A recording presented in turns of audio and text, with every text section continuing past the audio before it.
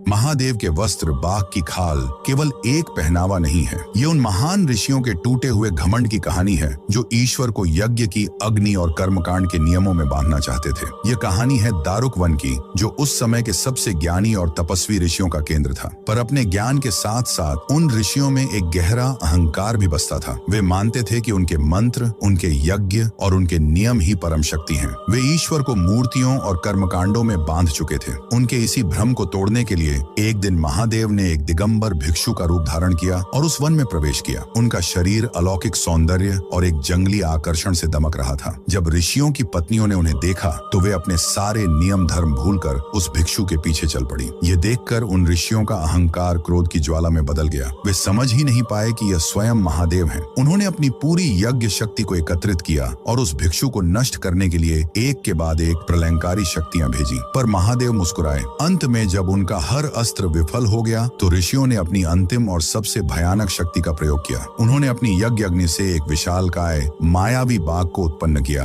और उसे उस भिक्षु पर छोड़ दिया। पर वह बाघ जिस पर झपटा था वह कोई साधारण भिक्षु नहीं बल्कि स्वयं पशुपतिनाथ थे, पशुओं के स्वामी। महादेव ने उस बाघ को खेल खेल में वश में कर लिया और अपने नाखून के एक ही स्पर्श से उसकी खाल उतारकर उसे अपने वस्त्र की तरह धारण कर लिया। वह बाघ केवल एक पशु नहीं था, वह उन ऋषियों के अहंकार, उनकी अनियंत्रित इच्छाओं और उनकी कच्ची पाशविक शक्ति का प्रतीक था। उस खाल को पहनकर महादेव ने यह घोषणा कर दी कि वे केवल देवताओं के ही नहीं बल्कि हर उस प्राकृतिक और पाशविक शक्ति के भी स्वामी हैं जिसे मनुष्य नियंत्रित करने का दंभ भरता है। ये वस्त्र हमें याद दिलाता है कि सच्ची शक्ति बाहरी आडंबरों में नहीं बल्कि अपने भीतर की पशु वृत्तियों जैसे अहंकार और क्रोध को वश में करने में है। उस दिगंबर महादेव के सम्मान में जो अहंकार को भी अपना वस्त्र बना लेते हैं, कमेंट्स में जय पशुपतिनाथ महादेव अवश्य लिखें।